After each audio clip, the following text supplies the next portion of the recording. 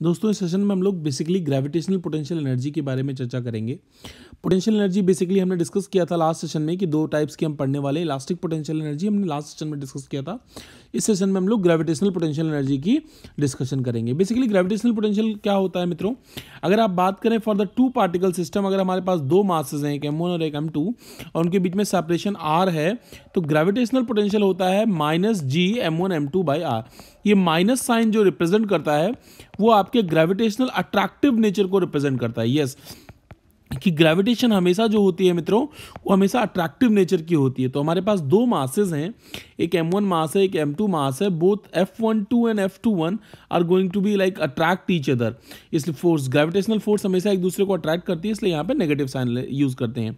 In general हम लोग mgh use करते हैं, उसके ऊपर मैं आ रहा हूँ। उससे पहले मैं आपको बेसिकली बता दूँ, this is g m1 m2 upon में r, where m1 and m2 are the masses, g is universal gravitational constant और r होता है आपका उन दोनों मासेस के बीच में डिस्टेंस। u से रिप्रेजेंट करते हैं पोटेंशियल एनर्जी को। बट पोटेंशियल एनर्जी अलग अलग सिनेरियोज में दोस्तों अलग अलग होते हैं। अगर हमारी बॉडी में जो मतलब हमारी बॉडी का अर्थ से मास बहुत ज़्यादा हो, बहुत ज़्यादा का मतलब वो इस हाइट पे हो कि उसकी हाइट कंपेरेबल हो रेडियस ऑफ अर्थ के, तो हमारा फॉर्मूला क्या होता है, when body of mass m is at height h relative to the surface of the earth. मतलब हमारा उसका जो हाइट है मित्रों वो बहुत ज़्यादा है। मतलब वो जैसे मान लो 3000 किलोमीटर हाइट पे है या 4000 किलोमीटर हाइट पे है, तो बेसिकली हमारी रेडियस ऑफ अर्थ है 6400 kilometre.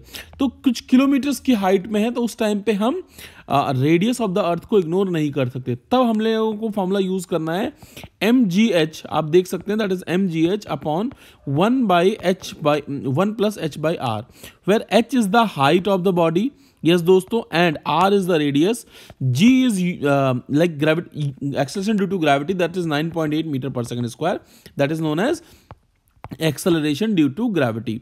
h is the height, हम सभी को अच्छे से मालूम है, m is the mass of the body. लेकिन अगर आप बात करें लोअर हाइट के लिए, मैं से मान लो बेटा 300 मीटर ऊंचाई पे है, तो रेडियस ऑफ द अर्थ तो 6400 किलोमीटर, दैट इज 6.4 10 की पावर 6 मीटर्स। तो जब हाइट कम है, कम का मतलब कुछ मीटर्स, 100 मीटर, 200 मीटर, 300 मीटर, तो हम लोग जनरली रियल लाइफ में आपने देखा होगा हम लोग पोटेंशियल एनर्जी को mgh यूज करते हैं। तो आप ध्यान रखें मित्रों, आजकल एग्जामिनर अच्छे से पूछने लग गया टॉपिक पे, तो अगर हाइट बहुत ज़्यादा है, बहुत ज़्यादा का मतलब comparable to the velocity, comparable to the height of like radius of the earth, तो हम लोग यूज़ करेंगे, क्या यूज़ करेंगे, that is mgh upon 1 plus h/r। और r अगर बहुत ज़्यादा है तो ये वैल्यू बहुत छोटी हो जाएगी, तो हमारा ऑप्शन mgh यूज़ करेंगे। तो हमारी पोटेंशियल एनर्जी क्या होगी, एक m मास का, एक अगर अर्थ से h हाइट पे हमने एक बॉडी ले ली है और h बहुत छोटा है रेडियस से, तो h हाइट पे उसका पोटेंशियल एनर्जी होगा mgh with respect to the earth. Earth को हम लोग जीरो पोटेंशियल मान के चलते हैं मित्रों, ये बात ध्यान रखेंगे कि हम अर्थ को जीरो पोटेंशियल मान के चलते हैं। इस पॉइंट पे हम पोटेंशियल को जीरो लेते हैं, तो हमारा mgh आएगा। ये तो बेसिक जानकारी हो गई। खैर, इसके ऊपर क्वेश्चन अभी अच्छे अच्छे करेंगे तो आपको क्लियरिटी आएगी। पहले कंसेप्ट सीखते हैं, हर एक टॉपिक का हम पहले कंसेप्ट सीखते हैं, फिर उसके ऊपर हम लोग क्वेश्चंस की चर्चा करते हैं। तो बेसिकली दोस्तों नेक्स्ट हमारा जो फॉर्मूला होता है वो ये भी यूज करते हैं आप पोटेंशियल एनर्जी के लिए, कि अगर ग्रेविटेशनल पोटेंशियल हमें गिवन है v, तो मास से अगर हम मल्टीप्लाई कर देंगे तो हमारा पोटेंशियल एनर्जी आ जाएगा u is equal to m into v, where v is exactly v is gravitational potential. ये भी ध्यान रखेंगे आप फॉर्मूला। अभी हम चलेंगे कुछ क्वेश्चंस की तरफ, क्योंकि क्वेश्चन से हमारे टॉपिक की क्लियरिटी आती है। यस दोस्तों, चलिए पहला क्वेश्चन क्या है, work done in pulling a block of would weighing 2 kilo Newton. मतलब जो उसका मास है मित्रों, या वेट है, सॉरी वेट है, वेट इज इक्वल टू होता है mg। तो mg के बारे में गिवन है, mg हमें कितना दिया है, 2 किलो न्यूटन। 2 किलो न्यूटन का मतलब 2000, 2 न्यूटन की पावर 3 न्यूटन। वेट दे रखा है, length for a length of 10 metre on the smooth plane inclined at 15 degree. Yes दोस्तों, 15 डिग्री विद अ हॉरिजेंटल। मतलब हमने क्या किया, एक हॉरिजेंटल है जिसका 15 डिग्री एंगल है मित्रों, और इसको हमने 10 मीटर इसको हमने खींचा। 10 मीटर्स को घसीट के यहाँ से यहाँ ले गए, यहाँ से यहाँ ले गए। तो उसने पूछा है कि भाई वर्क डन क्या करना पड़ेगा। वर्क डन हमें किसका कितना करना पड़ेगा, जितना उस बॉडी ने पोटेंशियल एनर्जी एक्वायर किया होगा। That is potential energy is equal to क्या होता है मित्रों, mgh होता है। सर mg की वैल्यू पता है लेकिन h क्या लेंगे बच्चों, h हमारा 10 मीटर नहीं होगा। सबसे पहली बात h इसमें होगा, ये वाला h होगा। h ये निकालने के लिए हम लोग sin 15 यूज करेंगे। sin 15 is equal to h by 10, तो h is equal to 10 sin 15 हो जाएगा। यहाँ पे मित्रों गलती ना करें कि h की वैल्यू आप 10 बिल्कुल ना लें। तो हम जब इसकी वैल्यू को पुट करेंगे, यस जस्ट अ सेकेंड, हाँ जी, जब हम लोग वैल्यूज को पुट करेंगे यहाँ पे तो हम लोग पोटेंशियल एनर्जी निकालेंगे या work done by a conservative force, that is change in potential energy is work done by a conservative force, negative work done होता है। तो एक्सटर्नल वर्क की बात करेंगे हम लोग। तो बेसिकली मित्रों इस टॉपिक को समझने के लिए आप पोटेंशियल एनर्जी के पहले 2 लेक्चर्स भी अच्छे से देख लें, तभी क्लैरिटी आएगी मैं क्या बताना चाहता हूं। तो mgh, m क्या है बॉडी का, mg की वैल्यू कितनी है, mg की वैल्यू आपकी है 2 × 10⁻³ h कितना ले गए 10 sin 15, ये आपने h निकाला और mg आपको ये गिवन है। तो पोटेंशियल एनर्जी इसको आप सॉल्व करेंगे तो अप्रॉक्सीमेटली आती है 5170 अप्रॉक्स। यस, इसको सॉल्व करने पे दैट इज 517 एग्जैक्टली हम इसको सॉल्व करते हैं तो 517 इंटू 0 आती है, मतलब कुछ सॉल्व करने के बाद एक बड़ी सी वैल्यू आएगी, इसको आप सॉल्व कर लेंगे। तो after calculator I have got 517 kilo joule. Yes, तो आप ध्यान रखेंगे कैलकुलेशन आप चाहें तो छोड़ सकते हैं बट कंसेप्ट को बिल्कुल भी नहीं छोड़ेंगे। तो option b will be absolutely correct. Next question है दोस्तों कि if g is acceleration due to gravity from on the earth surface, yes दोस्तों, g is acceleration due to gravity on the earth surface, the gain in the potential energy of an object of the mass m raised from the surface of the earth through the height equal to the radius of the earth। मतलब क्या हो जाएगी मित्रों, अगर हमने उसको radius of the अर्थ के बराबर, मतलब अर्थ सरफेस पे से रेडियस ऑफ द अर्थ की हाइट तक उसको हमने रेज कर दिया, तो उसने पूछा गया कि पोटेंशियल एनर्जी क्या गेन हो जाएगी, मतलब चेंज इन पोटेंशियल एनर्जी पूछी है। मित्रों ये जो हमने बात करी है ये चेंज इन पोटेंशियल एनर्जी की बात की है, तो उसके लिए हमारे पास फॉर्मूला क्या होता है, mgh/1 + h/r। अगर जो हाइट है वो comparable velocity of radius of अर्थ है। यस दोस्तों, तो यहाँ पे क्या हो जाएगा, that will become mgh/1 + r/r, और r से r कैंसिल हो जाएगा और आंसर आ जाएगा 1/2 mgh, 1/2 mgh, that is option A will be absolutely correct in this case. तो चलेंगे हम नेक्स्ट क्वेश्चन की तरफ दोस्तों। नेक्स्ट क्वेश्चन हमारा है the work done in raising the mass of 15 gram. Yes, 15 gram mass को हमें रेज करने के लिए from the ground to the table of height 1 metre, मतलब 1 मीटर की हाइट तक हमको लेके जाना है। मित्रों हमें जो वर्क डन करना पड़ेगा वो पोटेंशियल एनर्जी के फॉर्म में बॉडी के अंदर स्टोर हो जाएगी, मतलब हमें ग्रेविटेशनल पोटेंशियल एग्जैक्टली हमें ग्रेविटेशनल फोर्स के अगेंस्ट काम करना पड़ेगा। तो external work done will be potential energy होता है, जो हमारा एक्सटर्नल वर्क डन होता है। हमने पहले ही, इससे पहले जो हमने लेक्चर पोटेंशियल एनर्जी के ऊपर बेसिक लेक्चर किया था उसमें हमने डिस्कस किया था कि पोटेंशियल एनर्जी के बराबर होता है एक्सटर्नल वर्क डन। तो एक्सटर्नल वर्क डन हो जाएगा 15 × 10⁻³ दैट इज m। g हमें कितना गिवन है, g आपको लेना पड़ेगा 10 और हाइट कितना है 1। जब इसको आप सॉल्व करेंगे तो 15 × 10⁻² हो जाएगा, that is 0.15 joule, that is option D will be absolutely correct in this case. तो आई होप आपको ये क्वेश्चन भी समझ में आ गया होगा। चलेंगे दोस्तों हम नेक्स्ट क्वेश्चन की तरफ। नेक्स्ट क्वेश्चन हमारा क्या है, नेक्स्ट क्वेश्चन बहुत ही इंटरेस्टिंग है। चलिए दोस्तों देखते हैं नेक्स्ट क्वेश्चन क्या कह रहा है। Body is falling under gravity, एक बॉडी ग्रेविटी के अंडर में गिर रही है। उसने पूछा है when it loses gravitational potential energy you gravitational potential energy loose करती है and its velocity is v। मतलब जब एक यहाँ पे मान लेते हैं इसके पास जो u ग्रेविटेशनल पोटेंशियल थी और इट्स जब वो u का यहाँ पे मान लीजिए इसके पास वेलोसिटी v आ गई और उसने u पोटेंशियल एनर्जी लूज कर ली, the mass of the body. इसका मतलब सिंपल सी बात हो गई, जो पोटेंशियल एनर्जी इस पॉइंट पे थी दोस्तों वो यहाँ पे काइनेटिक एनर्जी की फॉर्म में हो गई, मतलब पोटेंशियल एनर्जी लूज करके स्पीड गेन कर लिया। तो u will be ½ mv², you will be what, ½ mv²। तो यहाँ से m किसके बराबर आ जाएगा, that will become 2u/v², 2u/v², that is option c will be absolutely correct.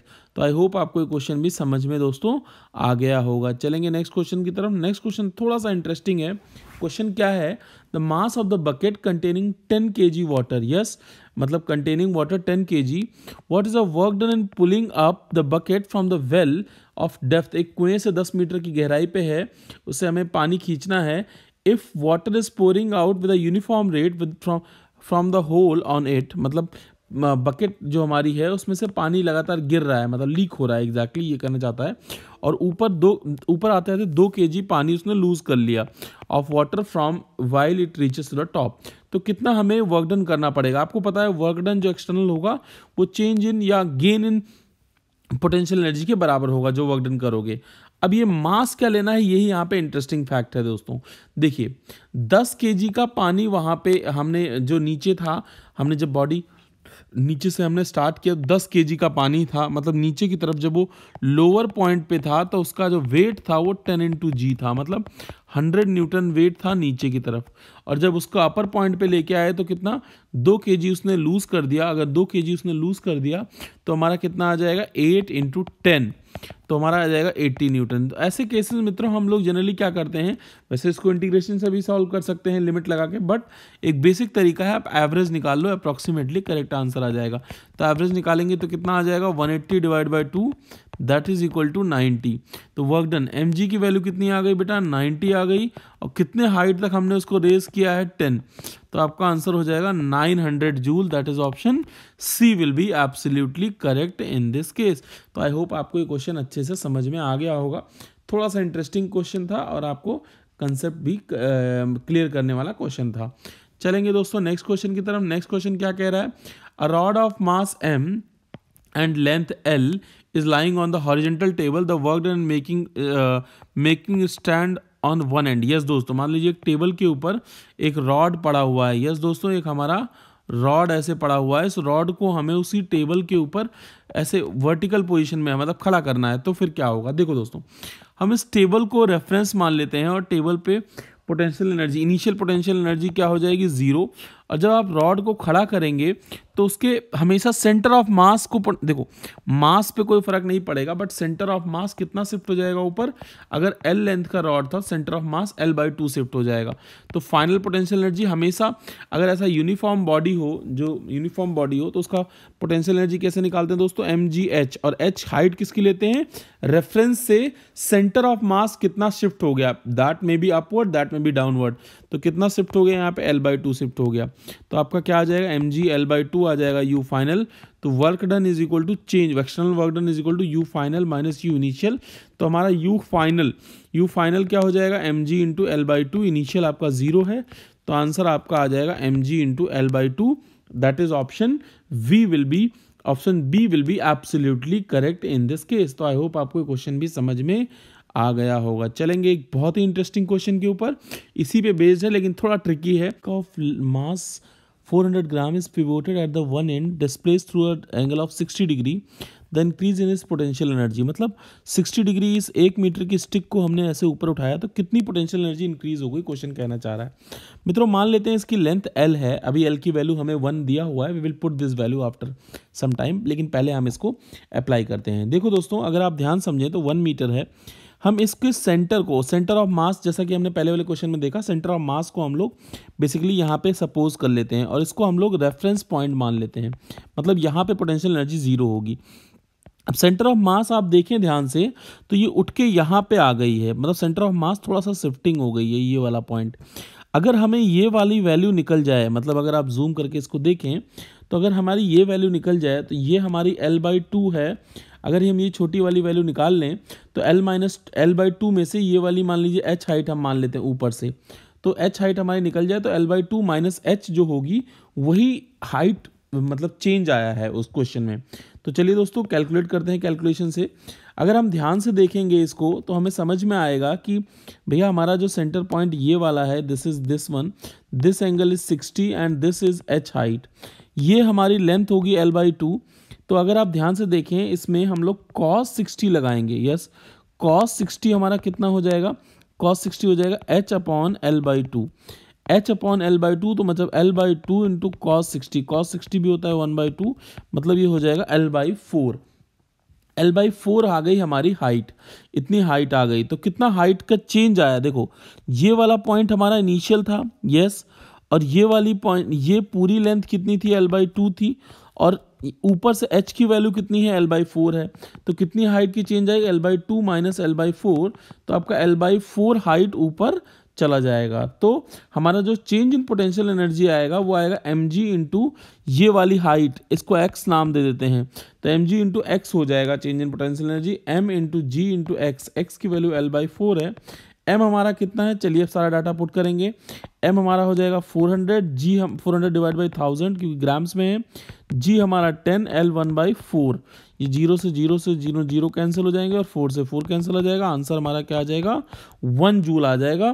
तो 1 joule will be your required answer. तो इसमें हमें ध्यान से समझना पड़ेगा कि कितनी हाइट हमें इसमें चेंज की। तो ऐसे ही हम लोग नेक्स्ट सेशन में मिलेंगे नेक्स्ट टॉपिक के साथ और इसके ऊपर ढेरों MCQs। Thank you.